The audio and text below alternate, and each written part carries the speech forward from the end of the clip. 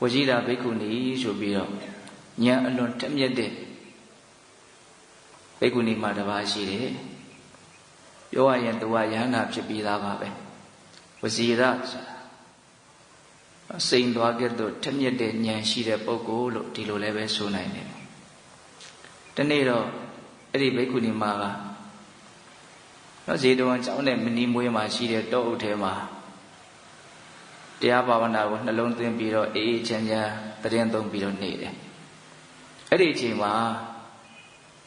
မြတ်စွာဘုရားနဲ့မြတ်စွာဘုရားရဲ့အဆုံးအမကိုလိုက်နာကြတဲ့ပုဂ္ဂိုလ်တွေကိုအမြဲတမ်းလို့နှောင့်ယှက်နေတဲ့အန္တရာယ်ပေးနေတဲ့မာနဆိုတာရှိတယ်နော်ဒါတချို့ကလည်းပဲမာနကိုကိလေသာတရားကိုမာနလို့ပြောတာတကယ်နဝတ္တဝတိနတ်ပြည်ကမာနဆိုတာရှိတာမဟုတ်ဘူးလို့တချို့ကလည်းပဲဒီလိုလွယ်လွယ်မှားမှားပြောကြဆိုကြတဲ့ပုဂ္ဂိုလ်တွေလည်းရှိသေးတယ်အမှန်ကမာနဆိုတာရှိတယ်နော်ဝတ္တဝတိနတ်ပြည်ကမာနဆိုတာတကယ်ရှိတယ်အဲ့ဒီမာနကရောက်လာပြီးတော့အဲ့ဒီဝဇိရာဘိက္ခုနီမှာကိုကြောက်ရွံ့သွားအောင်တနည်းအားဖြင့်စိတ်အနှောင့်အယှက်ဖြစ်ပြီးတော့နော်ဒီနေရာကနေထသွားအောင်အနှောင့်အယှက်ပေးတဲ့သဘောအနေနဲ့ဂါထာတစ်ပုဒ်လာပြီးတော့ရွတ်တယ်တဲ့အဲ့ဒီမာနကကေနာယံပကတောတတ္တောကုဝံတတ္တတကာရကောကုဝံတတ္တောသပုပ္ပန္နောကုဝံတတ္တောနိရောဓတိတဲ့အဓိပ္ပာယ်ကဘာပြောလဲဆိုတော့ကေနာယံပကတောတတ္တောဟောဒီတတ္တဝါဆိုတာကိုဘယ်သူကလှုပ်ထားတာလဲတဲ့ဒီတတ္တဝါကိုဘယ်သူလှုပ်အပ်တယ်လဲကေနဘယ်သူဒီအယံတတ္တောဟောဒီတတ္တဝါကိုပကတောပြုလုပ်အပ်တယ်လေကုဝံတတ္တတကာရကောတတ္တတဟောဒီတတ္တဝါကိုကာရကောပြုလုပ်တတ်တဲ့ပုဂ္ဂိုလ်ကကုဝံမစုလေတဲ့နော်ဒီတတ္တဝါကိုဘယ်သူလုပ်ထားတာတုံးလို့ပြောတာကုဝံတတ္တောသမုပ္ပန္နောကုဝံတတ္တောဒီလိုစတိဘာကြောင့်ဒီတတ္တဝါကဖြစ်လာတာလဲဘာကြောင့်ဒီတတ္တဝါကချုပ်ပြောက်သွားတာလဲ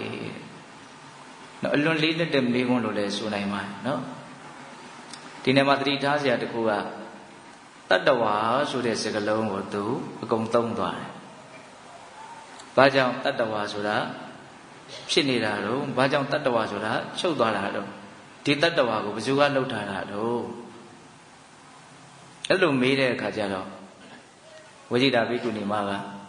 ဂါထာ၃ပုဒ်ရွတ်ဆိုပြီးတော့မာနရဲ့အမေကိုပြန်လဲတုံ့ပြန်တယ်ပေါ့။ကိန္နုတတ္တောတိပစ္စေတိ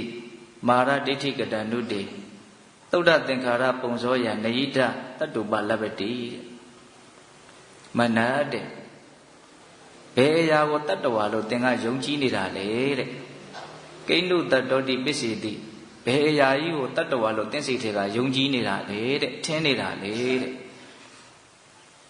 ဒိဋ္ဌိကတန္တုတေဘယ်အရာရဲ့ပုံမှာမှားယွင်းတဲ့အယူအဆကြီးဖြစ်နေတာလေတဲ့ဘာကြီးကိုသင်ကတတ္တဝါလို့ထင်နေတာတော့လို့မေးလိုက်တာသူကတတ္တဝါဆိုတဲ့စကားနဲ့ကိုင်းပြီးတော့ပြောတာဆိုတော့သူ့ကိုအဲ့လိုပဲပြန်တုံ့ပြန်လိုက်တာဘယ်အရာကိုသင်ကတတ္တဝါလို့ထင်နေတာတော့တဲ့ဒါကိုသူကစာလို့ပေလို့လေးပြောရရင်ဘယ်အရာကြီးကိုတတ္တဝါလို့သင်စိတ်ထဲမှာယုံကြည်နေတာတော့တဲ့တကယ်ဆိုလို့ရှိရင်နေရတတ္တုပလဗ္ဗတိတတ္တဝါဆိုတာပရမတ္ထအဖြစ်ထင်ရှားမရနိုင်ဘူးမရှိဘူးတဲ့တတ္တဝါဆိုတာမရှိဘူးတဲ့ဘာတွေပဲရှိနေတော့ဘာတွေပဲဖြစ်နေတော့ဆိုရင်သုဒ္ဓသင်္ခါရပုံစောယံဒီစကားလေးကအရန်သဘောကျတယ်ကောင်းတယ်သုဒ္ဓသင်္ခါရပုံစောယံတတ္တသောသင်္ခါရတို့ရဲ့အစုအပုံကြီးပါတဲ့တတ္တဝါဆိုတာပရမတ္ထအဖြစ်ထင်ရှားမရှိဘူးတဲ့မရအပ်ဘူးတဲ့သေချာလေးနားထောင်နော်ဘယ်အရာတွေကိုသင်ကတတ္တဝါလို့ယုံကြည်နေတာလေဘာကြီးရဲ့ပုံမှာသင်ရဲ့အမြင်တွေကမှားနေတာတော့တကယ်ဆိုလို့ရှိရင်တတ္တဝါဆိုတာထင်ရှားမရှိဘူးထင်ရှားဖြစ်နေတာကတတ္တသင်္ခါရတရားတို့ရဲ့အစုအပုံကြီးပဲသုဒ္ဓသင်္ခါရပုံစောယံဒီစကားလေးကိုတိတိကျကျလေးနားရဲဆွဲအောင်မှတ်နော်သုဒ္ဓသင်္ခါရပုံစောယံနော်သင်္ခါရဆိုတာအကြောင်းတရားတို့ကြောင့်ဖြစ်နေတဲ့သဘာဝတရားသုဒ္ဓဆိုတာတတ္တတခြားဘာမှမရောဘူးပေါ့နော်ဆိုလိုတာကသင်္ခါရတရားတတ္တရဲ့ပုံစံဆိုတာအစုအပုံကြီးလို့ပြောတာဟုတ်လားအဲ့တော့သူ့ရဲ့စကားကိုပိဿပေါင်းတော်အောင်တို့ဘာမှနားမလည်ကြတော့မရှိဘူးနော် ဘာကိုဘယ်ရာကြီးရဲ့ပုံမှာသင်္ခါဒါကြီးကတော့တတ္တဝါကြီးပဲလို့သင်္စိတ်တွေကယုံကြည်နေတာတော့တကယ်စင်တဲ့တတ္တဝါဆိုတာပရမတ္ထအဖြစ်ထင်ရှားမရှိဘူးတကယ်ဖြစ်နေတာကအကြောင်းတရားတို့ကြောင့်ဖြစ်ပေါ်နေတဲ့သဘာဝတရားတက်တဲ့ရဲ့အစုအပုံကြီးတာတကယ်ဖြစ်နေတာအဲ့လိုလေးပြောတာနော်အဲ့ဒါကို तू ကပို့ပြီးတော့နားလေအောင်ဥပမာပေးပြီးတော့ပြောတယ်ယထာဟိအင်္ဂတံပါတော်ဟောတိတတ္တောရထောဣတိဧဝံခန္တိတုတတ္တိတုဟောတိတတ္တောတိသမုဒ္တိဥပမာနဲ့ပြောရမယ်ဆိုလို့ရှိရင်အင်္ဂတံပါတာအင်္ဂအစိတ်အပိုင်းတွေရှုထားလိုက်တဲ့အခါမှာဟောတိတတ္တောရထောဣတိယထာဆိုတဲ့နာမည်ဟာဖြစ်ပေါ်လာတယ်တဲ့အဲ့ဆိုဘုရားလက်ထက်ကမြင်းတို့နဲ့ဆွဲတဲ့မြင်းယထာဆိုတာရှိတယ်ဗျာအခုလည်းရှိတာပါပဲအဲ့ဒီယထာဆိုတာအင်္ဂအစိတ်အပိုင်းတွေရဲ့အစုအဝေးပဲနော်ဘိန်းတစ်ဘိန်းရှိမယ်ဝင်ရိုးရှိမယ်ယထာတန်ရှိမယ်ရှေ့ကမြင်းဆွဲမဲ့နေရာကနော်တဘိုးတုံးလိုနေရာမျိုးသို့မဟုတ်နော်အင်္ဂါစိတ်ပိုင်းတစ်ခုခုရှိနေမယ်လက်ရန်တွေရှိမယ်ဘောကအမိုးတွေရှိမယ်အကားတွေရှိမယ်အခင်းတွေရှိမယ်တခုချင်းကိုတည်တည်ချာချာတွက်ကြည့်မယ်ဆိုရင်အင်္ဂါအစိတ်အပိုင်းတစ်ခုစီရဲ့နာမည်ဟာထင်ရှားတယ်သို့တော့အဲ့ဒီအင်္ဂါအစိတ်အပိုင်းတွေအလုံးစုလိုက်တဲ့အခါကျတော့ယထာဆိုတဲ့နာမည်ရလာတယ်အင်္ဂါအစိတ်ပိုင်းတစ်ခုစီကိုဖြုတ်ပြီးတော့ပုံလိုက်မယ်ဆိုရင်တော့ယထာဆိုတဲ့နာမည်ဟာပျောက်သွားတယ်ဘိန်းကိုလည်းညှိုးထိုးပြီးတော့ဒါယထာလားလို့မေးရင်ဘိန်းကလည်းတက်တက်သူ့မှာနာမည်ဘိန်းဆိုတဲ့နာမည်ရှိပြီးသားဒါပိတတို့နားလည်ပြီးသားပါဟုတ်လားယထာတစင်းရဲ့လို့ဖြစ်နေတယ်ဆိုတာလိုအပ်တဲ့အင်္ဂါအစိတ်ပိုင်းတွေပြည့်ပြည့်စုံစုံစူးစီးမိသွားတာကိုယထာတစင်းလို့ခေါ်တာတကယ်အဖြစ်ယထာဆိုတဲ့သဘာဝတတ္တထင်ရှားမရှိဘူးအင်္ဂါအစိတ်အပိုင်းတွေရဲ့အစုအဝေးပဲတကယ်ရှိတယ်ခန္ဓာကိုယ်ကြီးကိုယထာနဲ့ဥမာပေးတာနော်ဒါကနာမရူပပရိစ္ဆေဒဉာဏ်ကိုများစွာယဉ်တန်စေမှများစွာယဉ်တန်မှုရှိမှဒီစကားကိုပို့ပြီးတော့နားလည်မယ်ပေါ့တနည်းအားဖြင့်လည်းပဲဒီအကြောင်းအရာလေးတွေကိုစဉ်းစားဆင်ခြင်ခြင်းအဖြစ်အလွန်တန်ဖိုးကြီးမားတဲ့နာမရူပပရိစ္ဆေဒဉာဏ်ကိုယဉ်တန်စေနိုင်တယ်ပေါ့ပုဂ္ဂိုလ်တ attva မဟုတ်ဘူးတဘာဝတရားတို့ရဲ့အစုအဝေးကြီးများတာဖြစ်တယ်ဆိုတာလေးကိုပို့ပြီးတော့ရှင်းအောင်သူကယထာနဲ့ဥမာပေးတာအခုခေတ်မျိုးအနေထားမျိုးဆိုရင်တော့ကားနဲ့ဥမာပေးလေရနိုင်ကောင်းတယ်ပေါ့ကားဆိုတဲ့အရာကိုအင်္ဂါအစိတ်ပိုင်းတစ်ခုစီတစစီဝက်ဦးလေးတွေနှက်လေးတွေကစဝါယာကျိုးလေးတွေကစတစစီအကုန်လုံးဖြုတ်လိုက်မယ်ဆိုလို့ရှိရင်ကားဆိုတဲ့နာမည်ဟာပျောက်သွားတယ်ပေါ့စဉ်းစားနော်အကုန်လုံးဟာသူ့နာမည်နဲ့သူအသီးသီးရှိနေတယ်နောက်တစ်ချက်စဉ်းစားတရားကောင်းတာကဒီကားဆိုတဲ့ဥစ္စာကလိုအပ်တဲ့အင်္ဂါအစိတ်ပိုင်းတွေအကုန်လုံးစူးစီးမိမှပြေးနိုင်တယ်နောက်ဆုတ်နိုင်တယ်သွားနိုင်တယ်လာနိုင်တယ်ဆိုတဲ့အစွမ်းတတ္တိကပေါ်လာတာတစ်ခုစီခွဲခြားထားမယ်ဆိုလို့ရှိရင်ကားရဲ့အစွမ်းတတ္တိဟာမရှိဘူးဟုတ်တယ်မဟုတ်လားအဲ့လိုပဲဒီခန္ဓာကိုယ်ကြီးကဒီခန္ဓာ၅ပါးကလည်းပဲအကုန်လုံးစနစ်တကျစူးစီးနေမှသာတယ်သူ့ရဲ့စွမ်းရည်တတ္တိကထွက်လာတာပြောနိုင်တာဆိုနိုင်တာလုံနိုင်တာကိုင်နိုင်တာတွေးနိုင်တာကြံနိုင်တာတခြားစဉ်းစားနော်တခုစီဖြုတ်ထားမယ်ဆိုလို့ရှိရင်အဲ့ဒီအစွမ်းထွက်လာတဲ့အကြောင်းမရှိဘူးဒီအချက်နဲ့ပတ်သက်ပြီးတော့ဆရာကြီးဥရွှေအောင်ရေးထားတဲ့ဘဝအကျဉ်းသားဆိုတဲ့စာမာရီတစ်ပုဒ်ရှိတယ်အဲ့ဒါကိုကြုံလို့ရှိရင်ဖတ်ကြည့်စေခြင်းအဲ့ဒီအကြောင်းအရာကိုဆရာကြီးကဒီဘဝဒီခန္ဓာကိုကားတစ်စင်းနဲ့ဥမာပေးပြီးတော့ရေးထားတယ်အလွန်လေးနက်တဲ့အကြောင်းအရာပါပဲရောနှောခြင်းဆိုတာရှိတယ်ပေါင်းဆက်ခြင်းဆိုတာရှိတယ်ရောနှောယုံရောနှောထားတယ်ဆိုလို့ရှိရင်အစွမ်းမထွက်ဘူးတဲ့စနစ်ကျပေါင်းဆက်မှအစွမ်းထွက်တာတဲ့ဆိုကြပါစို့ကားမှာရှိတဲ့အင်္ဂါစိတ်ပိုင်းတွေကိုအကုန်လုံးဖြုတ်ပြီးတော့မိုးကခင်းကြီးပေါ်မှာအကုန်လုံးဖြန့်ချဲပြီးတော့အကုန်လုံးရောမွေထားလိုက်မယ်အဲ့ဒီပစ္စည်းအစုပုံကြီးကပြေးနိုင်လားမပြေးနိုင်ရောတော့ရောထားတာပဲနော်ဟုတ်လားဒါပေမဲ့စနစ်တကျပေါင်းဆက်ထားတာမဟုတ်ဘူးရောယုံမဲ့ရောထားတာအဲ့ဒီအင်္ဂါစိတ်ပိုင်းတွေကိုစနစ်တကျပေါင်းဆက်လိုက်မယ်ဆိုရင်သူ့နေရာနဲ့သူအဝင်ဝင်ကြတက်လိုက်မယ်ဆိုရင်တော့အဲ့ဒီကားကနောက်လိုအပ်တဲ့ပစ္စည်းအကုန်ပြည့်စုံသွားပြီဆိုရင်တက်မောင်းလို့ရတယ်ဟောအစွမ်းထွက်လာတယ် အဲ့လိုပဲဒီဘဝခန္ဓာဟာလည်းပဲအာလုံးစနစ်တကျပေါင်းဆက်ထားမှသူကအစွမ်းထွက်လာရောယုံရောထားရင်တော့အစွမ်းမထွက်ဘူးတဲ့ပေါင်းဆက်ထားမှအဲ့ဒီပေါင်းဆက်မှုကနားလေဖို့အရန်ခက်တယ်ဒါကနည်းနည်းလေးနဲ့ထက်အပိုင်းလေးပြောကြည့်တော့ဘယ်နည်းနဲ့ဒီခန္ဓာကိုအစိတ်ပိုင်းနေတဘာဝတရားအစိတ်ပိုင်းတွေကိုပေါင်းဆက်ထားတယ်လေကိလေသာတရားတွေနိဝရဏတရားတွေအာတဝတရားတွေယောဂတရားတွေခန္ဓာတရားတွေနော်အစိတ်တဲ့အနေနဲ့ပေါင်းဆက်ထားတာရှိတယ်ကျိုးအနေနဲ့ပေါင်းဆက်ထားတာရှိတယ်နော်ယူစည်းမှုအနေနဲ့ပေါင်းဆက်ထားတာရှိတယ်အရက်အာတဝအနေနဲ့ပေါင်းဆက်ထားတာရှိတယ်ပူလောင်မှုအနေနဲ့ပေါင်းဆက်ထားတာရှိတယ်ပေါင်းဆက်မှုပေါင်းဆက်နေစနစ်တရားပေါင်းဆက်ထားတာအဲ့ဒီပေါင်းဆက်လိုက်တဲ့အခါကျတော့သောသောကကားပစ္စည်းတွေကိုစနစ်တရားပေါင်းလိုက်လို့ရှိရင်ကားဟာပြေးနိုင်တယ်ဆိုတဲ့အစွမ်းထွက်လာတယ်အဲ့လိုပဲဒီသင်္ခါရတရားသဘာဝတရားတွေကိုစနစ်တရားပေါင်းဆက်လိုက်တဲ့အချိန်မှာမိစ္ဆာဒိဋ္ဌိအားဖြင့်ငါဆိုတဲ့ပုဂ္ဂိုလ်တ attva သဘောကြီးထွက်လာတယ်တဲ့ဒါပေမဲ့အဲ့ဒါတကယ်မဟုတ်ဘူးတဲ့ဓမ္မသဘာဝအဖြစ်ဆိုရင်တော့ဘဝဆိုတဲ့အစွမ်းထွက်လာတယ်တဲ့ဆရာကြီးအဲ့လိုရေးတယ်နော်ဒါကဘဂုတုတ္တပြောပြတယ်နော်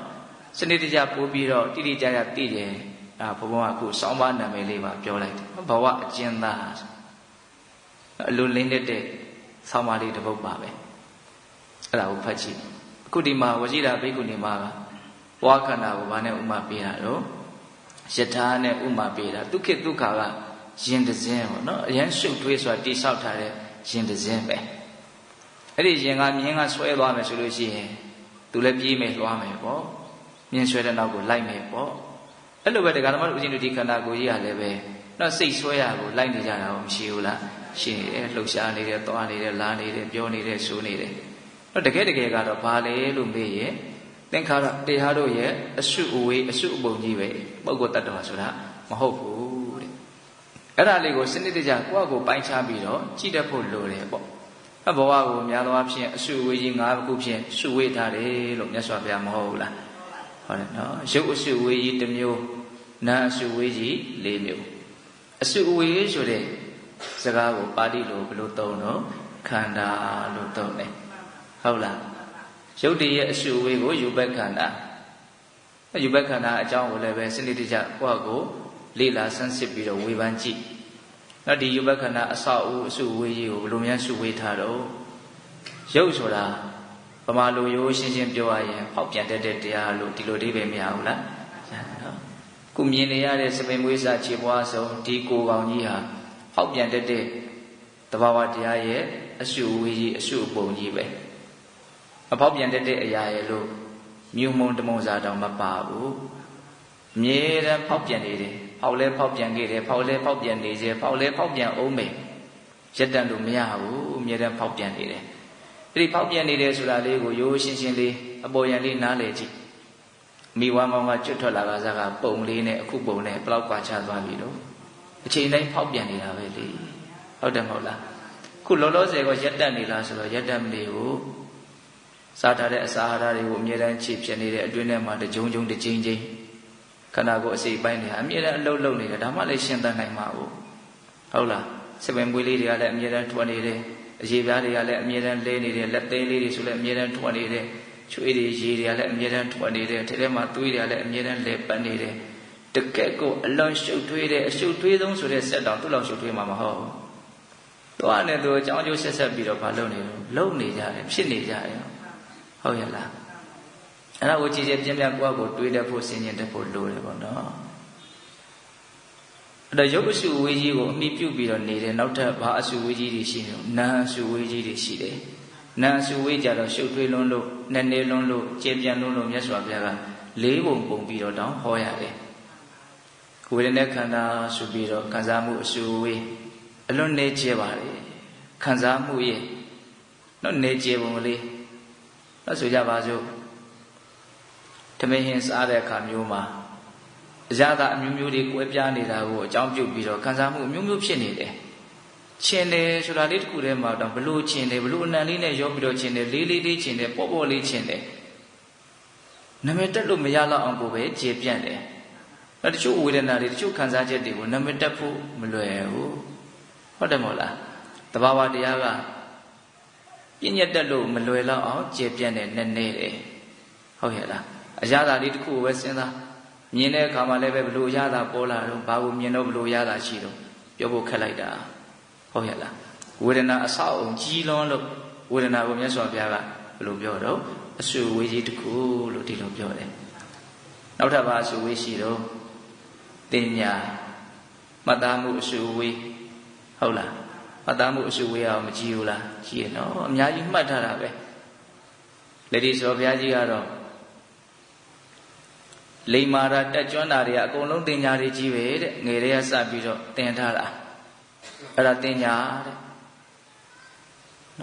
မုတ်ဆိုးကလည်းမုတ်ဆိုးလျောက်တန်ဃာလည်းတန်ဃာလျောက်သူကလည်းသူအကုန်လုံးတက်ကျွမ်းထားတာလိမ္မာထားတာတိထားတာနားလည်ထားတာအဲ့ဒါတွေအကုန်လုံးတင်ညာတွေကြီးပဲတဲ့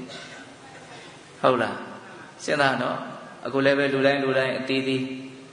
ငယ်တွေကစမိဘတွေကကြည်လာလို့ရှိရင်ခက်ပင်ပန်းပန်းရှားဖွေစားတတ်မှုမပြည့်အောင်ဆိုပြီးတော့နှီးမျိုးစုံနဲ့ပညာသင်ပေးထားတယ်အဲ့ဒီတက်ကြွမှုနားလည်မှုလေးတွေကိုအခြေခံပြီးတော့ရှားကြဖွေကြရတယ်လှုပ်ကြကိုင်ကြရတယ်ဘာတွေတော့တင်ညာတွေပေါ့ဟုတ်ရဲ့လားအဲ့ဒီတင်ညာအဆောက်အုံဘယ်လောက်ကြီးလဲဆိုတာတေချာစဉ်းစားကြည့်လေကျေလေပါပဲဟုတ်တယ်မဟုတ်လားဘာလှုပ်တတ်တယ်ညာလှုပ်တတ်တယ်ဘာမလှုပ်တတ်ဘူးညာမလှုပ်တတ်ဘူးဒါတင်ညာတွေပဲလေလှုပ်တတ်တယ်ဆိုတာဘာလဲတင်ညာပဲလေမှတ်ထားလို့သူလှုပ်တတ်တာပေါ့ဟုတ်တယ်မဟုတ်လားတင်ញခန္ဓာအဆောက်အုံကြီးနော်ပြီးတော့ပါလာတော့သင်္ခါရတဲ့သင်္ခါရဆိုတာဘာလဲလွယ်လွယ်ပြောရရင်သင်္ခါရဆိုတာတုံ့ပြန်နေတဲ့သဘောပဲကောင်းတဲ့ထင်ရင်လောဘနဲ့တုံ့ပြန်တယ်မကောင်းမှုထင်ရင်ဒေါသနဲ့တုံ့ပြန်တယ်တော့စိတ်ထဲအမြဲတမ်းတုံ့ပြန်နေတယ်အဲ့ဒီတုံ့ပြန်မှုကလည်းအမြဲတမ်းသမယိုးကြသွားနေတာကောင်းတဲ့ထင်ရင်လောဘဖြစ်ဖို့ဘယ်သူမှလည်းသင်မပေးရဘူးကြိုးလည်းမကြိုးစားပါဘူးသူလောဘကဖြစ်နေတယ်ဘလောက်စိတ်ဝင်စားစရာကောင်းတော့စိတ်တို့စရာကောင်းတဲ့အာယုန်နဲ့တွေ့တာနဲ့ဒေါသတန်းဖြစ်တယ်တင်စရာမလိုဘူးကြိုးစားစရာမလိုဘူးသမယိုးကြပုံမှန်တုံ့ပြန်နေကြတယ်ပေါ့နော်အဲ့ဒီတုံ့ပြန်မှုတွေက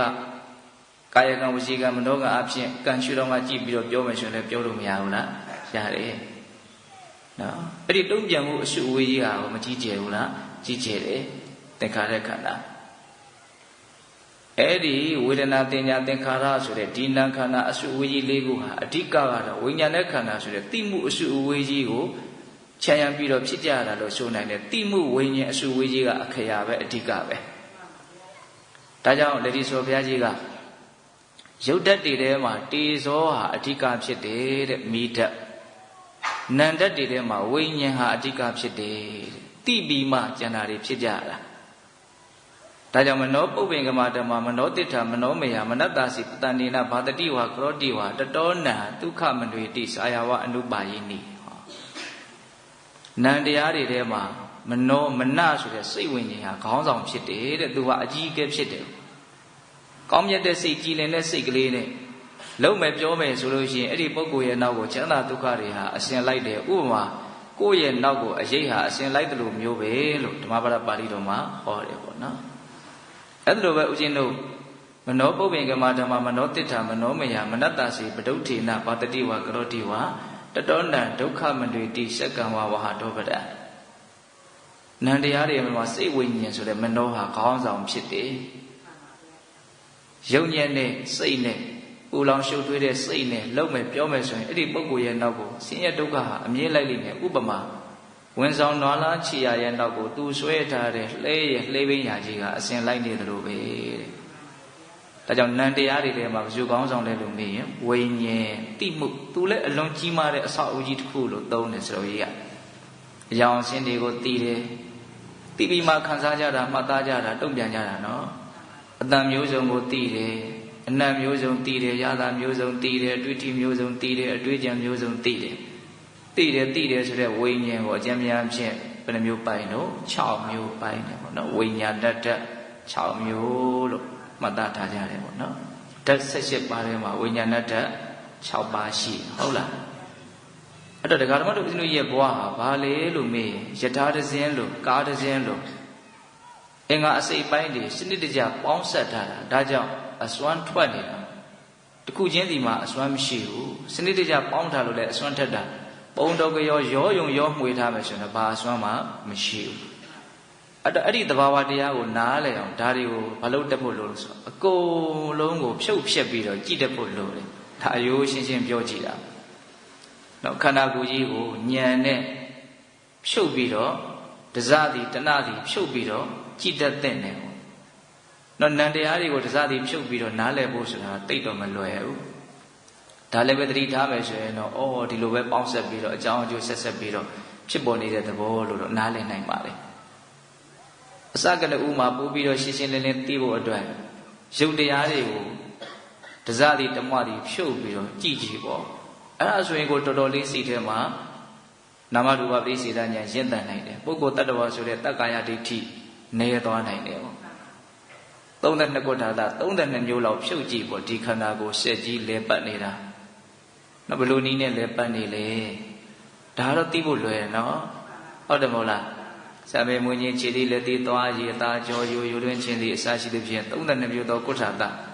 ဘယ်ကုဋ္ဌာတကဘလို့ပုံသဏ္ဍာန်ရှိတယ်ဘလို့အလုပ်ကိုလုပ်တယ်ခန္ဓာကိုရှင်သန်ရေးအတွက်ဘလို့အထောက်အကူပြုတယ်ဘယ်ဟာမရှိရင်တော့မဖြစ်ဘူးမရှိမဖြစ်တာကြီးပါပဲဒီရှင်သန်ဖို့အတွက်က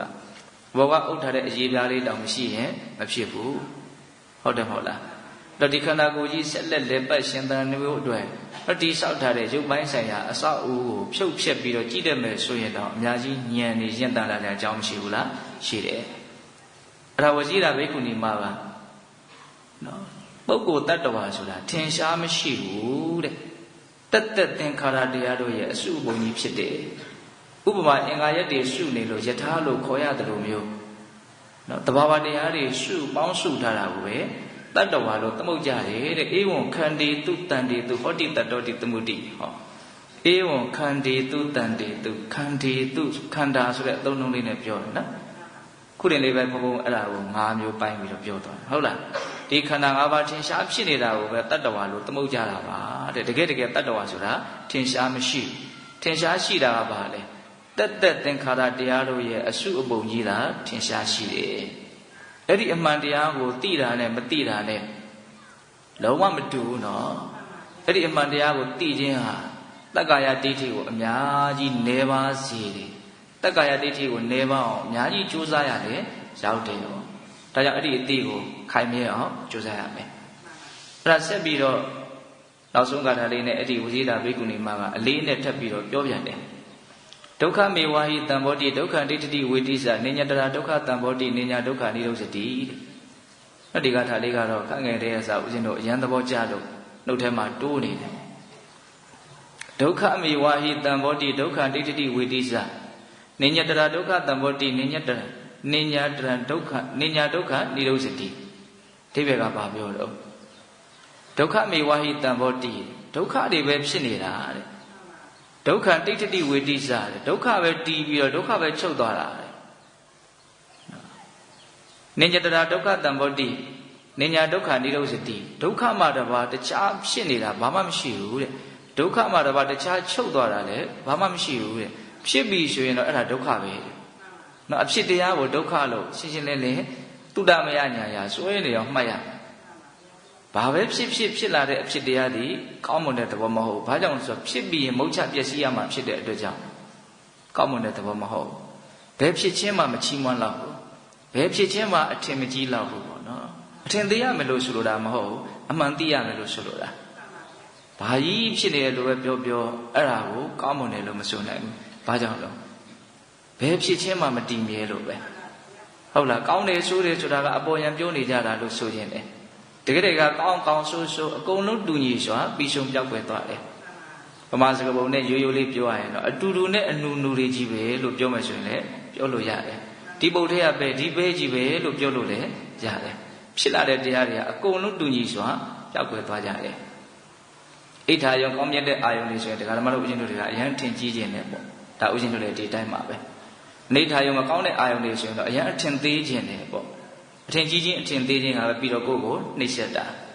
အမှန်မသိလို့အထင်ကြီးခြင်းအထင်သေးခြင်းဆိုတာဖြစ်လာတာဟုတ်တယ်မဟုတ်လားတကယ်တမ်းကအထင်ကြီးခြင်းအထင်သေးခြင်းဆိုတဲ့မလိုလားအပ်တဲ့စိတ်အထင်တွေစိတ်ခံစားချက်တွေကိုဖျောက်ပြစ်နိုင်ဖို့အတွက်အမှန်တရားကိုမြင်အောင်လုပ်ရမယ်ပေါ့အမှန်တရားကိုမြင်တာနဲ့ထင်ကြီးတာတွေထင်သေးတာတွေကတဖြည်းဖြည်းနဲ့နည်းသွားမယ်ပေါ့အဲ့တော့အမှန်တရားကဘာလဲဆိုတော့ပျောက်ပြက်သွားတဲ့သဘောပဲဟုတ်တယ်မဟုတ်လားအနိစ္စပဲเนาะအဲ့ဒါကအဓိကပဲဟုတ်လားအဲ့ဒီအနိစ္စကိုသိလို့ရှိရင်ဒုက္ခလို့ပြောတာကိုညင်းစရာအကြောင်းမရှိဘူးဒီမှမတည်မြဲတဲ့အရာကိုကောင်းတယ်လို့ဘလို့မှပြောလို့မရဘူး ကိုယ့်ကိုထင်နေကြတာနော်ကောင်းတယ်ဆိုတာကဒါကမှမဟုတ်ဘူးကိုယ့်ကိုပဲလှုပ်ပြီးတော့ထင်နေကြတာ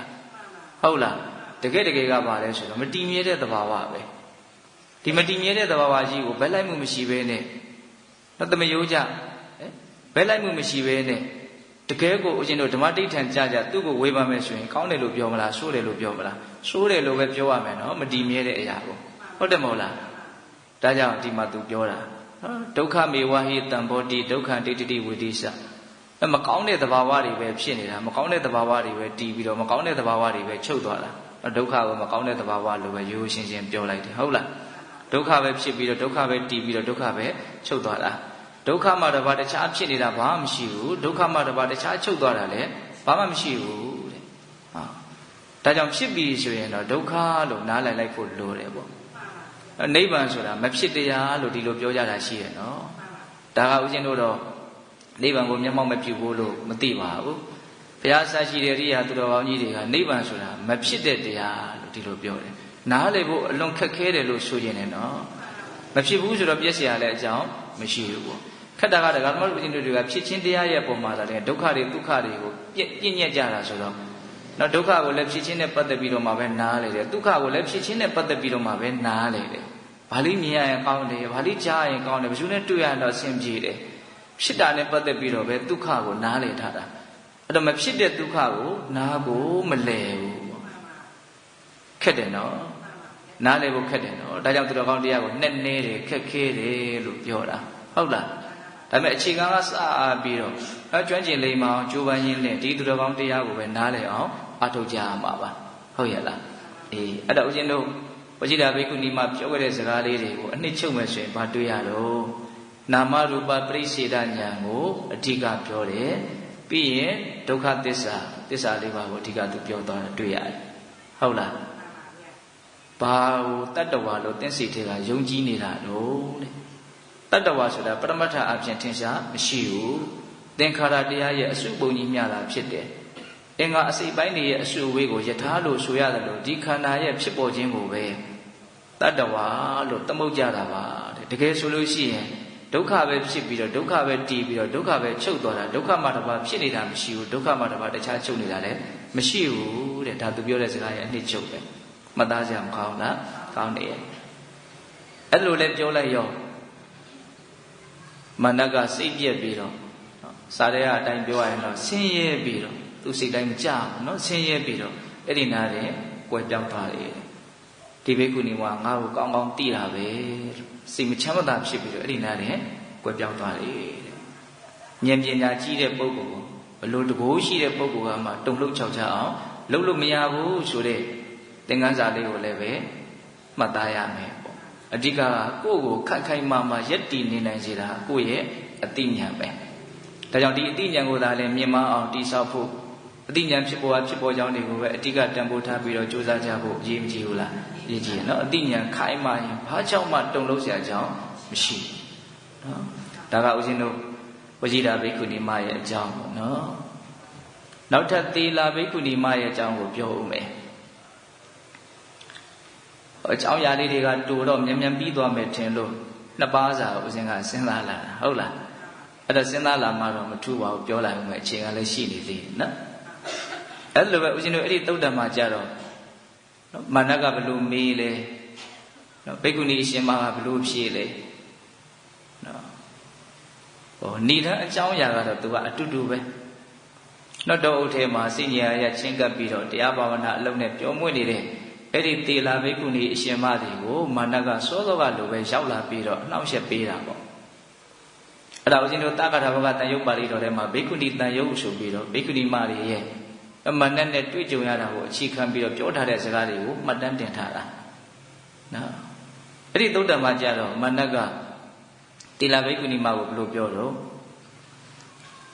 ကေနိဒံပကတံဗိမံကွာနုဗိမတ္တကာရကောကွာနုဗိမံသမုပ္ပန္တာကွာနုဗိမံနိရောဓတိတဲ့သောသောကမေခွန်းနဲ့အဓိပ္ပာယ်အားသိပြီးတော့မခြားနာဘူးအဓိပ္ပာယ်ကဘယ်လိုပြောတုံးဆိုတော့ဣဒံဗိမံဟောဒီအယုတ်ကိုကေနအဘယ်သူကပကတံပြုထားလေတဲ့နော်ဒီခန္ဓာကိုယ်အယုတ်လို့ပြောတာလေးကိုတော့ဥဒ္ဒရာသဘောကျဗိမံအယုတ်ဟုတ်လားအခုခေတ်အနေနဲ့ဆိုရင်ဒါလေးကပိုးပြီးတော့ကြည်ပြင်းပြစဉ်းစားကြရကောင်း နော်ဆီလီကွန်တွေနဲ့လူရုပ်ကလေးတွေလှုပ်ထားတာမရှိဘူးလားရှိရတော့တော်တော်ကိုတူအောင်ဒါဟိုလူတယောက်ရဲ့ဖြည့်ဆည်းမှုမျိုးနဲ့တတ်နိုင်တဲ့များဖြည့်ဆည်းနိုင်တဲ့အဆင့်ထိရောက်အောင်လှုပ်ထားနိုင်ကြတယ်လို့ဆိုတယ်အော်စရာပဲဒါပေမဲ့အဲ့ဒါပါလေအယုတ်ပဲလေဟောအယုတ်လို့သိတဲ့အခါကျတော့အဲ့ဒါနဲ့ပတ်သက်ပြီးတော့ခန်းစားချက်ကဘာမှမလေးနက်ဘူးဟုတ်တယ်မဟုတ်လားအဲ့ဒီအယုတ်ကြီးခေါင်းပြက်ပြီးတော့ပြတ်တက်ထွက်သွားလို့ပျက်စီးသွားလည်းပဲစိတ်ထဲမှာဘာမှမဖြစ်ဘူးဘာလို့ဆိုအဲ့ဒါကအယုတ်ပဲလေဟုတ်တယ်မဟုတ်လားတကယ်လို့သာလူတယောက်ကိုရှိမှခေါင်းပြက်တော့ကြသွားတယ်ဆိုဘယ်လိုနေမလို့ဟာအရန်တုံလို့ခြောက်ချသွားဘာလို့ဆိုကိုယ်စိတ်ထဲကအဲ့ဒါကိုအယုတ်လို့မမြင်နိုင်ဘူးဒါကိုကျတော့ဘယ်လိုမြင်တော့တတ္တဝါလို့မြင်တယ်နော်အဲ့ဒီခြားနာချက်ကလေးကိုဦးဇင်းကတွေးစီနေတာဟုတ်လားအယုတ်လို့မြင်တဲ့အခါမှာခံစားချက်ကအယံပေါ့ပါတယ်တတ္တဝါလို့ထင်တော့ခံစားချက်ကအယံကိုလေးသွားတယ်အဲ့တော့ဒီနေ့မှာတတ္တဝါဆိုတာကပရမတ္ထအဖြစ်တာထင်ရှားမရှိတာသမုဒိသစ္စာအဖြစ်တော့ရှိတယ်နော်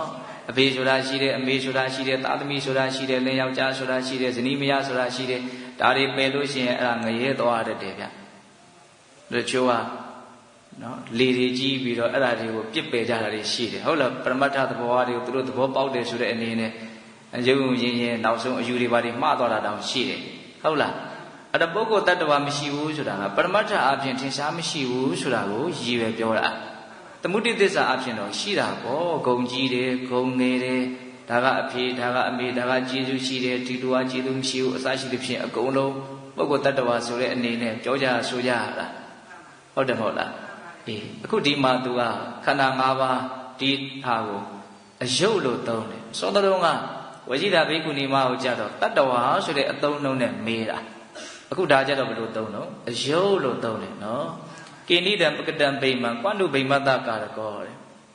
ဗိမတ္တဟောဒီအယုတ်ကိုတဲ့ကာရကောပြုတ်ထားတဲ့ပုဂ္ဂိုလ်ကကွန္တုဘယ်သူတော့တဲ့ဘယ်သူလောက်ထားတာတော့တဲ့ဒီအယုတ်ကလေးကိုဘယ်သူလောက်ထားတာတော့တဲ့ဒီအယုတ်ဆိုတာဘာပြောတာလဲဒီဝခန္ဓာကိုပြောတာနော်ဟုတ်တယ်ကဓမ္မလူဦးရဲ့ခန္ဓာကိုပြောတာနော်ဒီအယုတ်ကဘယ်သူလောက်ထားတာတော့ဒီအယုတ်ကိုလောက်တဲ့လူကဘယ်သူတော့တဲ့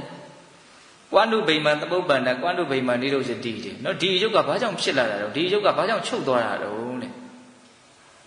စဉ်းစားရကောင်းတယ်နော်အမှန်နဲ့တောင်ကျေးဇူးတင်ရမလို့ရှိတယ်နော်သူချက်ချက်ပေါက်ပေါက်မေးလို့ဟောဖြေလို့ကျွတ်တို့မဲ့သိရတာဟုတ်လားဒီအယုတ်ကိုဘယ်လိုလုပ်ထားတာတော့ဒီအယုတ်ဘာကြောင့်ပြက်သွားတာဒီအယုတ်ဘာကြောင့်ဖြစ်လာတာတော့တဲ့နော်သူမေကုံကစောသောမေကုံနဲ့တထက်သေးလို့တောင်ဆိုလို့ရပါတယ်ဟုတ်လားအဲ့တော့စောသောကဝရှိတာဘိက္ခုနီမကတော့နာမရူပပရိစ္ဆေဒဉာဏ်အမြင်ရှုတော့ကနေပြီးတော့ထင်ရှားအောင်ပြောတယ်အခုဒီမှာတေလာဘိက္ခုနီမကတော့ပစ္စယပရိက္ခဉာဏ်ရှုတော့ကနေကြည့်ပြီးတော့ပြောတယ်လို့ဦးဇင်းစိတ်ထဲမှာခံစားရတယ်ပေါ့နော်သူအကြောင်းအကျိုးသဘောနဲ့ကပ်ပြီးတော့ပြောတာဟုတ်တယ်အဲ့လိုလဲပြောကြကောင်းတယ်သူမေးတာဒါဘယ်သူလှုပ်ထားတာတော့မေးတာကိုဒီအယုတ်ကိုဘယ်သူလှုပ်ထားတာတော့ဒီအယုတ်ကဘာကြောင့်ဖြစ်လာတာတော့ဒီအယုတ်ကဘာကြောင့်ချုပ်သွားတာတော့ဘာကြောင့်ဆိုတဲ့နော်မေကုံကအကြောင်းတရားကိုရှာဖွေရမရောက်ဘူးလားအဲ့အကြောင်းတရားကိုရှာဖွေရရောက်လို့သူကအကြောင်းတရားနဲ့တကွာပြောတာဟုတ်လားအဲ့ဒါပစ္စယပရိက္ခဉာဏ်ဘာကြောင့်ဖြစ်တယ်ဆိုတာကိုသူပြောလိမ့်မယ်နော်ဒီဖြစ်ခြင်းတရားဟာဘာကြောင့်ဖြစ်တယ်ဆိုတာပြောလိမ့်မယ်နော်အဲ့တော့မေကုံကိုကလည်းပဲပစ္စယပရိက္ခဉာဏ်အနေထားကနေဖြေလို့ရှိရင်ရှင်းလင်းနိုင်တဲ့မေကုံလို့လည်းဆိုနိုင်တယ်ပေါ့နေယိတံအတ္တကတံဗိမာန်နေယိတံပရကတံအခံဟေတုံပရိစ္ဆတံဗုဒ္ဓဟေတုပင်ကနိရောဓတိတဲ့ဟောဒီကထာလေးလည်းကောင်းတယ်နော်နေယိတံအတ္တကတံဗိမာန်ဒီအယုတ်ကိုငါလှုပ်ထားတာလည်းမဟုတ်ဘူးတဲ့နော်ဆိုလိုတာငါဘဝကြီးငါလှုပ်ထားတာမဟုတ်ဘူးလို့ဆိုခြင်းတာနော်နေယိတံပရကတံအခံနော်ဒီအယုတ်ကိုသူတို့ဘာလှုပ်ထားတာလည်းမဟုတ်ဘူးတဲ့ငါလှုပ်တာလည်းမဟုတ်ဘူးသူလှုပ်တာလည်းမဟုတ်ဘူးတဲ့ဒီနေ့မှာငါဆိုတာကပုဂ္ဂိုလ်တ attva အနေကိုရည်ညွှန်းတာနော်ဒီဥစ္စာကနည်းနည်းရှင်းအောင်ပြောဖို့တော့လိုတယ်နော်ကိုလှုပ်ထားတာမဟုတ်ဘူးဆိုရင်အရင်ဘဝကိုလှုပ်ထားတဲ့ကံတရားအနေနဲ့နော်အဲ့လိုပြောကြပြီဆိုရင်တော့ဒါကိုလှုပ်ခဲ့တဲ့ကံတရားလို့ဒီလိုသုံးနှုန်းကြရတာဟုတ်လားဒီနေရာမှာရည်ညွှန်းတဲ့ငါရဲ့အဓိပ္ပာယ်ကတစ်မျိုးနော်ကောင်းတာကိုငါလှုပ်ရင်ငါပဲ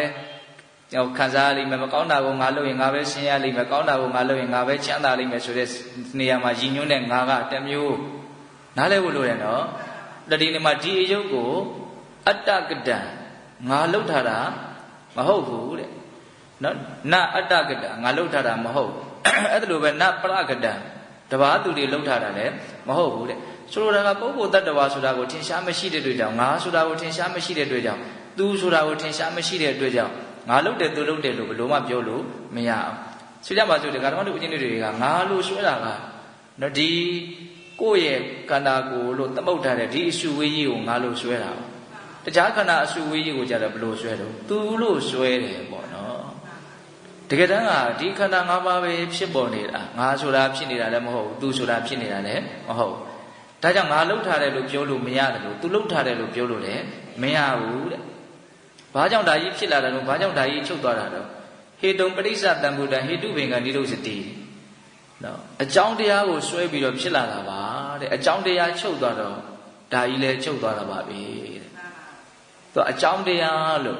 အဲ့ဒီထဲမှာသူကတခါတည်းဖြစ်ချင်းရဲ့အကြောင်းတရားကိုခြုံပြီးတော့ပြောလိုက်တာပေါ့ဖြစ်เสียအကြောင်းရှိလို့ဖြစ်လာတာနော်အဲ့တော့ဖြစ်เสียအကြောင်းကဘာလဲလို့မေးရင်ဒကာဓမ္မတို့နားလည်ထားပြီးသားကံစေဥတုအာဟာရပေါ့နော်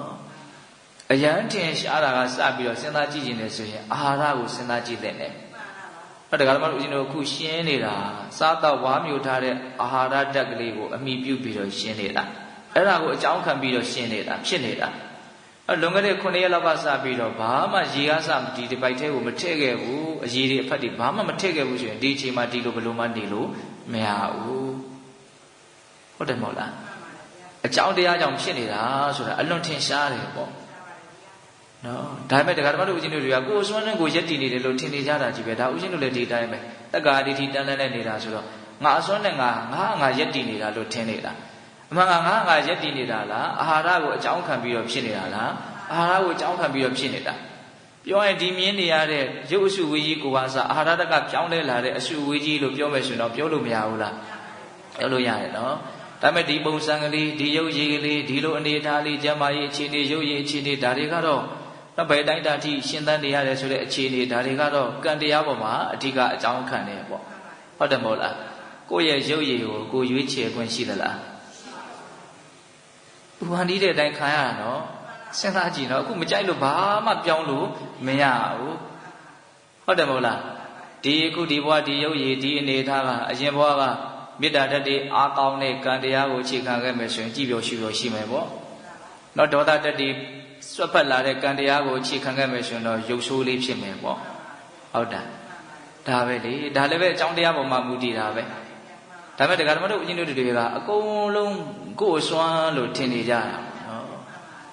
တကယ်တမ်းကကံစွမ်းစိတ်စွမ်းဥဒုစွမ်းအာဟာရစွမ်းဒါကိုမိပြုပြီးတော့ဖြစ်ပေါ်နေကြတာအဲ့တော့အကြောင်းကိုဆွဲပြီးတော့ဖြစ်နေတယ်အကြောင်းချုပ်လို့ရှိရင်ဒါကြီးချုပ်သွားတယ်နော်ဒီအယုတ်ဟာအကြောင်းကိုဆွဲပြီးတော့ဖြစ်နေတယ်ဒီအယုတ်ဟာအကြောင်းချုပ်ရင်ချုပ်သွားတယ်လို့ပြောတဲ့စကားကိုအခြေတဝတ်စဉ်းစားတတ်ဖို့စဉ်းကျင်တတ်ဖို့မလိုဘူးလားလိုတယ်အဲ့ဒါကိုဦးဇင်းတို့အခြေတဝတ်ပြောရမယ်ဆိုရင်တော့ဘာကိုပြောလဲဆိုပရိစ္ဆေသမုပ္ပါဒေသနာကိုပြောစရာရှိတယ်ပေါ့နော်ပရိစ္ဆေသမုပ္ပါအဝိဇ္ဇာပစ္စယသင်္ခါရသင်္ခါရပစ္စယဝိညာဏသူကတော့အယံကိုနဲ့နေတဲ့နော်အကြောင်းအကျိုးကိုပြောတဲ့နေရာမှာအလွန်မှစိတ်ဆက်တဲ့တေချာတဲ့နားလည်ဖို့လည်းပဲအများကြီးကြိုးစားအထောက်ဖို့လိုအပ်တဲ့ဒေသနာတော်တစ်ခုပေါ့အဲ့ဒါကိုနားလည်ခြင်းအဖြစ်ရရှိမဲ့အကျိုးကျေးဇူးကလည်းအလွန်တရာမှကြီးမားတယ်လို့ဆိုရမယ်။ဦးဇင်းတို့လေဒီဆိုတော့ဘုရားကြီးရေးတဲ့ပရိစ္ဆေသမုပ္ပါတိပိနိဆိုတာရှိရနော်။အဲ့မှာဆိုတော့ကြီးဟာတက္ကာယဒိဋ္ဌိနဲ့ဝိသိကိစ္စကိုထူးခြားတဲ့ကိလေသာလို့ဒီလိုသုံးတယ်။နော်သူ့ကိုတေချာပေါက်ကြောက်ဖို့အတွက်သူ့ကိုဖေရှားဖို့အတွက်ဒီပရိစ္ဆေသမုပ္ပါတိပိနိကိုစီရင်မယ်ဆိုတော့ဆိုကြီးကအဲ့လိုလေးရေးတယ်။နော်ထင်ရှားဖြစ်ပေါ်နေတဲ့ယုံနာတဘာဝတရားကိုပုဂ္ဂိုလ်တ attva လို့ထင်နေတဲ့ဒီတက္ကာယဒိဋ္ဌိနဲ့ယုံမတန်တရားအမျိုးမျိုးဒီဝိသိကိစ္စသည်အလွန်အရေးပါတဲ့ကိလေသာတရားပဲပြောရရင်သူ့ကိုပယ်နိုင်ပြီဆိုရင်ကျန်တဲ့ကိလေသာတွေကပြီးရင်တစနဲ့အကုန်လုံးအရင်လဲရင်အဖျားထင်ဖြစ်ရဒါနားလဲဖို့လိုရနော်ဆိုကြပါစို့သောတပတိမဉ္ဇဉ်ရလို့ပုံညာမဉ္ဇဉ်ပုံညာရလို့တက္ကာဒိဋ္ဌိနဲ့ဝိသိကိစ္စကိုပယ်ပြီဆိုရင်ကျန်တဲ့ကိလေသာတွေတော့ကျန်သေးတာမှန်တယ်သို့တော့ဘယ်လောက်ကြာအောင်အဲ့ဒီကိလေသာတွေဆက်ပြီးတော့ဖြစ်ခွင့်ရှိမလဲဘယ်လောက်မှမကြာတော့ဘူးနော်ကာမဘုံမှာအနည်းဆုံးအများဆုံး9ဘဝနေပြီးရင်ဒါအကုန်လုံးဇေယျပြတ်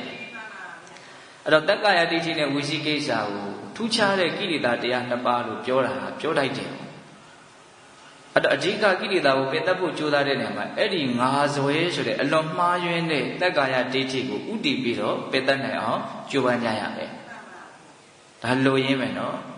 ်သူမရှိဘူးဆိုလို့ရှိရင်လောဘကလည်းတိတ်ကြောက်စရာမရှိဘူးဒေါသကလည်းတိတ်ကြောက်စရာမရှိဘူးအော်ဆိုအပေလေးပါးကြတဲ့အထိမောဟကလည်းအဲ့လောက်မမိုက်တော့ဘူးတက္ကာဒိဋ္ဌိသာမရှိတော့ဘူးဆိုရင်မောဟကလည်းအပေလေးပါးကြတဲ့အထိမိုက်မဲတဲ့အလုပ်တွေကိုလုပ်ဖို့မတိုက်တွန်းနိုင်တော့ဘူးလောဘကလည်းပဲအပေရောက်တဲ့အလုပ်တွေကိုလုပ်ဖြစ်သည့်အထိတော့ဆွဲမဲ့မှုတွေမဖြစ်တော့ဘူးဒေါသကလည်းပဲဘလောက်ကြီးပါလဲပြောပြောအပေကြလောက်အောင်ထိတော့သူမပေါက်ကွဲတော့လောဘဒေါသမောဟတော့ရှိသေးတယ်သို့တော့တက္ကာဒိဋ္ဌိကိုသာပေးနိုင်မယ်ဆိုရင်အဲ့ဒီလောဘဒေါသမောဟကအလွန်အားပြော့သွားပြီအပေလေးပါးပို့နိုင်တဲ့အထိစွန့်ရည်မရှိတော့ဘူးအပေလေးပါးရောက်တဲ့အထိဒီခန္ဓာယထာကိုသူမမောင်းနှင်နိုင်တော့သူ့ရဲ့အားအဲ့လောက်မရှိတော့ဘူးဟုတ်လားဒါကြောင့်တက္ကာယဒိဋ္ဌိနဲ့ဝိသိကိစ္စကိုဘာလို့ဖို့လို့တော့ပြစ်မှတ်ထားပြီးတော့ခင်မိတဲ့စကားလေးနဲ့ပြောရသူ့ကိုပြစ်မှတ်ထားတဲ့တယ်နော်သူ့ကိုတိုက်ခိုက်ဖို့လိုတယ်ပေါ့ဘယ်နည်းနဲ့တိုက်ခိုက်မလို့စောစောကပြောခဲ့တဲ့နာမရူပပရိစ္ဆေဒဉာဏ်ရှိတယ်အခုပြောနေတဲ့ပိစ္ဆေယပရိက္ခဉာဏ်ရှိတယ်စောစောကနာမရူပပရိစ္ဆေဒဉာဏ်လေးကလည်းအာကိုတဲ့တယ်နော်ပုဂ္ဂိုလ်တ attva ဆိုတာထင်ရှားမရှိဘူးတက်တက်သင်္ခါရတရားရဲ့အရှုပုံကြီးဖြစ်နေတာလို့ပြောခဲ့တာအခုပြောနေတာတော့ဘယ်လိုပြောတာတော့ဒီအယုတ်ကိုငါလှုပ်ထားတာလည်းမဟုတ်ဘူးသူလှုပ်ထားတာလည်းမဟုတ်ဘူးအကြောင်းကိုဆွဲပြီးတော့ဖြစ်နေတာအကြောင်းချုပ်တာနဲ့ချုပ်သွားတာပဲလို့ပြောတာအလွန်ရှင်းတဲ့စကားတွေနော်ဒီအယုတ်ကိုငါလှုပ်ထားတာမဟုတ်ဘူးသူများလှုပ်ထားတာလည်းမဟုတ်ဘူးတဲ့အကြောင်းကြောင့်ဖြစ်နေတာအကြောင်းချုပ်တာနဲ့ဒီအယုတ်ချုပ်သွားလိမ့်မယ်အဲ့တော့သီလဘိက္ခုနီမှာပြောတဲ့စကားလည်းမှတ်သားစရာကောင်းတယ်ပေါ့နော်အဲ့ဒါကိုဆက်ပြီးတော့သူကလည်းဥမာလေးနဲ့ပြောတယ်နော်အရိယာဖြစ်သွားကြတဲ့ပုဂ္ဂိုလ်တွေဟာဥပမာမှာပို့ပြီးတော့မြန်ကျွမ်းကျင်နေသလားမသိလို့ဦးဇင်ကစဉ်းစားကြည့်ဟုတ်တယ်ဥပမာနဲ့ပြောနိုင်တယ်ဆိုတာတခုခုကိုထစ်ထဲဝင်ဝင်နားလည်ထားတယ်ဆိုရင်သူကဥပမာတွေကခေါင်းထဲမှာအလိုလိုထွက်လာတယ်လို့ဆိုချင်တယ်ဟိုတလောကမန္တလေးကဆရာကြီးဒေါက်တာဦးစိုးလွင်ဆိုတာရှိတယ်အဲ့ဒါဘုံဘုံတွေရောက်လာဘုံဘုံနဲ့တွေ့တယ်အဲ့ဒီဆရာကြီးကတရားဟောလဲအလွန်ကောင်းတယ်သူတရားကိုကြိုက်တဲ့လူတွေလည်းအလွန်များပါတယ်အဲ့သူကဘာပြောလို့ဆိုတော့သူအနတ္တဉာဏ်မြင်ပေါက်တယ်ပေါ့နော်ပြောတော့သူပြောတဲ့စကားထဲမှာထူးခြားတာတစ်ခုကသူနားလေသွားတဲ့အခါဘလို့လူတယောက်ကိုဘလို့နားလေအောင်ပြောရမလဲဆိုတဲ့နိလန်းတွေပါသူနားလေသွားတယ်သူကသူအံ့ဩမိတယ်ဥမာတွေကအလိုလိုထွက်လာတယ်ခေါင်းထဲကနေပေါ့တစ်ခုခုပြောမယ်ဆိုလို့ရှိရင်ဥမာကအလိုလိုထွက်လာတယ်ဥမာနဲ့ပြောလိုက်တဲ့အခါမှာအရန်ရှင်းသွားတယ်ပေါ့နားထောင်ရတယ်လို့ကဒါပါရမီတစ်မျိုးလို့ထို့နိုင်တယ်ပေါ့နော်ဟောဒီနေရာမှာဦးဇင်းတို့အရိယာဖြစ်သွားမှဥမာနဲ့ပြောတတ်တယ်လို့ဆိုလိုတာကတော့ဟိုတရတိဆိုလိုတာတော့မဟုတ်ပါဘူးတချို့ပုထုဇဉ်ဘဝနဲ့ဉာဏ်ကြီးကြတဲ့ပုဂ္ဂိုလ်တွေလည်းရှိရပဲလေဘုဒ္ဓတကျင့်ပြတဲ့ပုဂ္ဂိုလ်တွေဉာဏ်ပညာထက်မြက်တဲ့ပုဂ္ဂိုလ်တွေပြောရည်ဆိုရည်မြင်မာတဲ့လူတွေလူတယောက်ကိုနားလည်အောင်ဘယ်လိုချပြလိုက်ရမလဲဆိုတာကိုကြွကျင်တဲ့ပုဂ္ဂိုလ်တွေရှိရပဲလေဟုတ်လားဒါတယောက်နဲ့တယောက်ပါရမီမတူကြဘူးပေါ့ဟုတ်လားအခုဒီမှာလည်းပဲဝရှိတာဘိက္ခုနီမကတော့နာမရူပပရိစ္ဆေဒဉာဏ်ရှုတော့ယထာတစင်းနဲ့ဥမာပေးပြီးတော့ပြောတာတေလာဘိက္ခုနီမကတော့အကြောင်းအကျိုးသဘောကိုသူကဘယ်လိုပြောလို့ဆိုတော့မျိုးစေ့ကနေတစ်ပင်ကလေးဖြစ်လာတာကိုသူကဥမာပေးတယ်အစိတ်ဝင်စားကြရပဲနော်အကုန်လုံးကကိုလက်လှမ်းပြီးတဲ့အကြောင်းအရာတွေကြီးပဲဟုတ်တယ်မို့လားအေးယထာအညတတံပိဇံခိတံဟုတ်တံဝိရုဟတိပထဝီယရတင်္စမာကမ္မပထဝီရတ္တင်္စာကမ္မတိနေဟင်္စတတုဝယံတစုံတစ်ခုသောမျိုးစေ့ဟာတဲ့နော်ဒီမြေကြီးပေါ်မှာပေါက်ပြီးတော့ကြီးပွားလာတယ်တဲ့တစုံတစ်ခုသောမျိုးစေ့နော်မြေကြီးပေါ်မှာကျပြီးတော့သူကြီးပွားလာတယ်ပေါက်လာတယ်အဲ့ဒါဘာကြောင့်ပေါက်လာတာလဲဆိုလို့ရှိရင်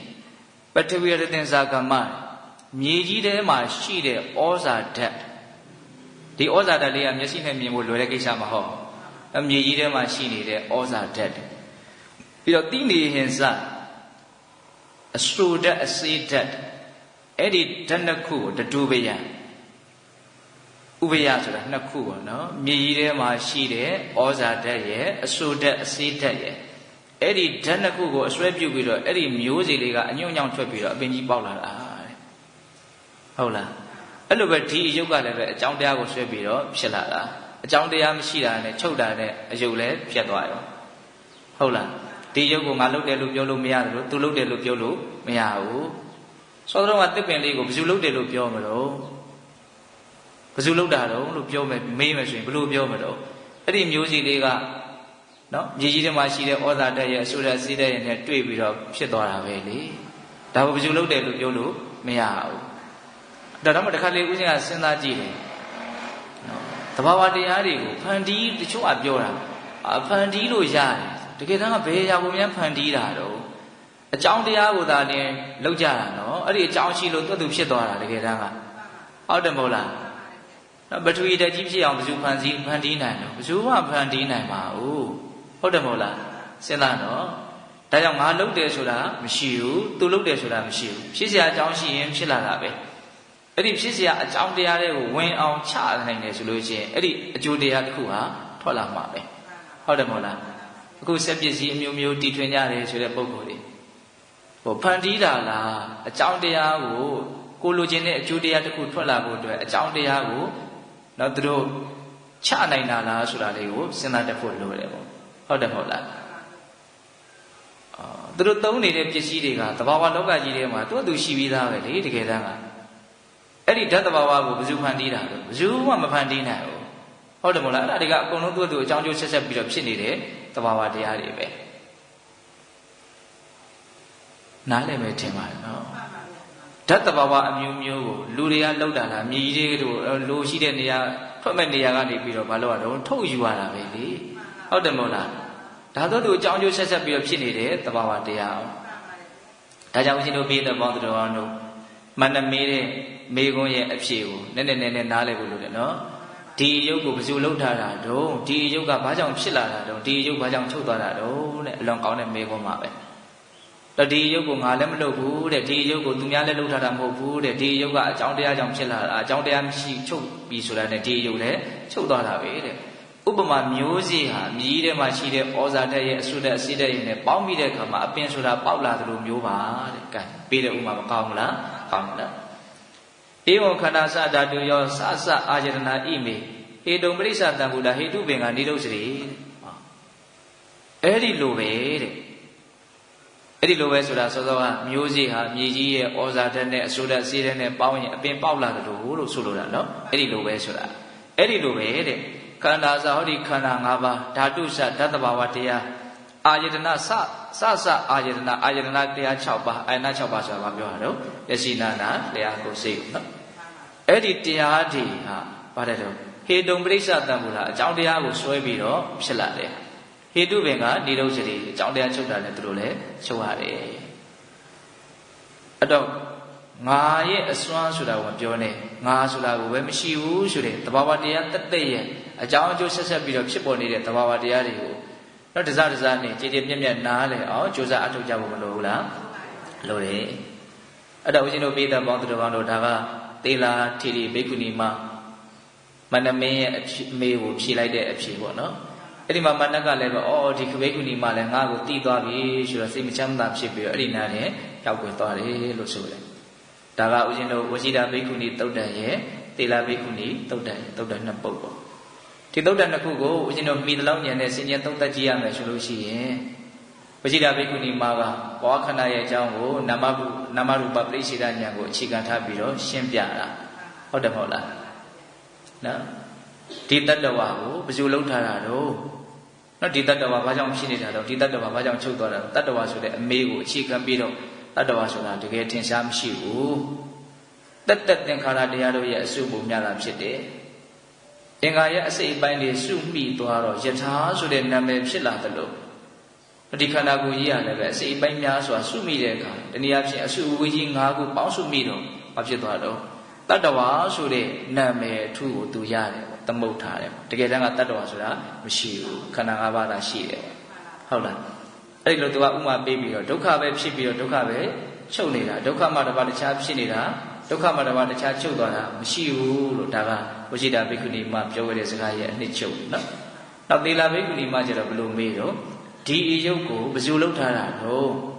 ဒီအယုတ်ကဘာကြောင့်ဖြစ်လာတာတော့ဒီအယုတ်ကဘာကြောင့်ချုပ်သွားတာတော့ဒီအယုတ်ကိုငါလည်းမလုပ်ပါဘူးတဲ့ဒီအယုတ်ကိုသူများလုပ်ထားတာလည်းမဟုတ်အကြောင်းတရားကိုရွှဲပြီးဒီယုတ်ဖြစ်လာတဲ့အကြောင်းတရားချုပ်တော့ဒီယုတ်ချုပ်သွားတယ်ဥပမာမျိုးစေ့ဟာအမြေကြီးရဲ့ဩဇာဓာတ်နဲ့အဆိုးဓာတ်အဆေးဓာတ်နဲ့တွေ့တဲ့အခါမှာအပင်ပေါက်လာတယ်လို့မျိုးတော့ခန္ဓာဆိုတဲ့တရားတွေဓာတ်ဆိုတဲ့တရားတွေအာယတနဆိုတဲ့တရားတွေဟာအကြောင်းကိုရွှဲပြီးတော့ဖြစ်ပေါ်လာတာအကြောင်းချုပ်တာနဲ့သူတို့လည်းချုပ်ပြောက်သွားတယ်လို့ဒီလိုရှင်းပြတယ်ဟုတ်လားဒါကြောင့်ဦးဇင်းတို့ပြည်သက်ပေါင်းသူတော်ကောင်းတို့အခုမိမိခန္ဓာမှာထင်ရှားဖြစ်ပေါ်နေတဲ့သဘာဝတရားတွေရဲ့ပုံမှာဖြစ်တိုင်း နော်တလဆက်တိနေအောင်ကြိုးပမ်းရင်းဖြင့်တတိတမာတတိကိုထူထောင်ကြတယ်ဆိုတာအဲ့ဒီအမြင်မှန်တွေကိုရဖို့အတွက်ထူထောင်ကြရတာတလဆက်တတိထားနေခြင်းအပြင်ပုဂ္ဂိုလ်တ attva သဘောဆိုတာရှာလို့မတွေ့ပါလားဘယ်အချိန်မှပုဂ္ဂိုလ်တ attva သဘောကိုမတွေ့ရပါလားတဘာဝတရားတွေကိုသာလည်းတွေ့ရတာပါလားလို့သိမလားနိုင်ဘူးလားသိလာနိုင်တယ်နော်တတိထားနေလို့ရှိရင်နာမရူပပရိစ္ဆေဒညာရှင်းတန်လာမှာဟုတ်လားပုဂ္ဂိုလ်တ attva သဘောမတွေ့ရပါလားအကုန်လုံးဟာတဘာဝတရားတွေကြီးပါလားဟောတဆင့်တက်ပြီးတော့အဲ့ဒီတဘာဝတရားဟာလည်းပဲဖန်ဆင်းထားလို့ဖြစ်တာလည်းမဟုတ်အကြောင်းပဲဖြစ်တာလည်းမဟုတ်ကိုယ်ဉာဏ်မျက်စိရှိတယ်ကိုယ်တတိရှိတယ်ဖြစ်เสียအကြောင်းရှိလို့ဖြစ်လာတာပြီးတော့လည်းဒီလိုပဲပျောက်ပြက်သွားတဲ့သဘောပဲဖြစ်เสียအကြောင်းရှိလို့ဖြစ်နေတာဆိုတာကိုလည်းပဲကိုယ့်ရဲ့လက်တွေ့ဉာဏ်မျက်စိနဲ့ကိုတော့မသိနိုင်မြင်နိုင်ဘူးလားမြင်နိုင်တယ်နော်တတိလာထားမယ်ဆိုလို့ရှိရင်ဟုတ်လားဒါကြောင့်တတိထားခြင်းအဖြစ်ဒီအတိတည်ဉာဏ်တွေကိုရအောင်ကြိုးပမ်းကြရမယ်ပေါ့အခုပြောနေတာတွေကဘာတွေလဲလို့မေးရင်နော်လူရင်းပြောရင်သူကသဘောတရားရေးဆိုင်ရာကိုပြောနေတာအဲ့ဒီသဘောတရားရေးပိုင်းဆိုင်ရာကိုတကယ်သိဖို့ကြတော့ဘာလို့အောင်တတိထားပြီးတော့လောက်ရမှာပြောတာကိုကြားလိုက်တာနဲ့တောက်လျှောက်ကြီးသိသွားတာမဟုတ်ဘူးနော်ဒါပေမဲ့သိဖို့အတွက်တော့အများကြီးအထောက်အကူတော့မပြုဘူးလားပြုတယ်ပုဂ္ဂိုလ်တ attva မဟုတ်ဘူးသဘာဝတရားတွေပဲလို့ပြောလိုက်တာလေးကိုကြားလိုက်တာလေးနဲ့တော့ဒီအတိဒီဉာဏ်ကြီးရသွားလိမ့်မယ်လို့မဆိုလိုဘူးနော်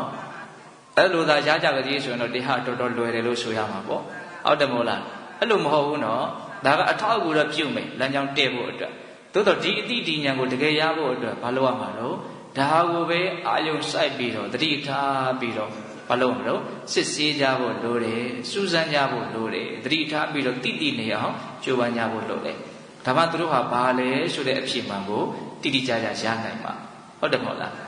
အဲ့ဒီလိုရထားတဲ့အဖြစ်မှတ်တာလေကိုယ်ပိုင်ညာလို့ဆိုရမှာနော်အေးဒါကြောင့်ပိဿပေါင်းတော်ကောင်းတို့တော့အထုတ်နေကြတဲ့ဒီလုပ်ငန်းစဉ်ဟာဒီလိုအသိဉာဏ်တွေကိုဖြစ်ပေါ်စေတယ်ဆိုတာလေးကိုလည်းပဲဆက်ပြီးတော့တွေးမိဖို့ဒါလေးကိုနေကုန်ပြောပြတာနော်တော့45မိနစ်လို့ဆိုညတော့လည်းပဲတနာရီရှိသွားပြီနော်တော့ညလည်းပဲဦးဇင်းတို့ပြောရအောင်ပါဆိုတော့နည်းနည်းတော့ရှော့အောင်မှရမယ်ဟုတ်လားဒါကြောင့်ပိဿပေါင်းတော်ကောင်းတို့ဒီအပမဒဆိုတဲ့တတိတရားလက်ကင်ထားပြီးတော့ကိုယ်ခန္ဓာမှာထင်ရှားဖြစ်ပေါ်နေတဲ့သဘာဝတရားတွေကိုဖြစ်တိုင်းနောက်တတိထားပြီးတော့နေခြင်းလို့ရှိတဲ့တတိပဋ္ဌာန်တရားဒေသနာနဲ့အညီကြိုးစားအထုတ်ရင်းဖြင့်နောက်အတိတူဉာဏ်တို့တွေကိုအစဉ်စဉ်မြင့်မြင့်မားမားရပြီးတော့နောက်ဆုံးမဲ့ဉာဏ်ကိုဉာဏ်ကိုရပြီးတော့နိဗ္ဗာန်ချမ်းသာကိုမျက်မှောက်ပြုနိုင်ကြတဲ့သူတော်ကောင်းတွေဖြစ်ကြပါစေလို့ဦးဇင်းတို့ဆန္ဒပြုပြီးတော့ဒီကနေ့ပြုလုပ်အပ်သောဒါနသီလသမာဓိပညာကုသိုလ်ကောင်းမှုအစွတ်တို့ရဲ့စွမ်းတတ္တိကြောင့်ဘုရားတပည့်တော်တို့သည်မဲ့ဉာဏ်ပုညံမျက်နိဗ္ဗာန်ကိုလျင်မြန်ထုတ်ချောင်းမျက်မှောက်ပြုရစေကုန်သောဟုပတ္တနာအောင်စုပြုကြကုန်ရာတည်း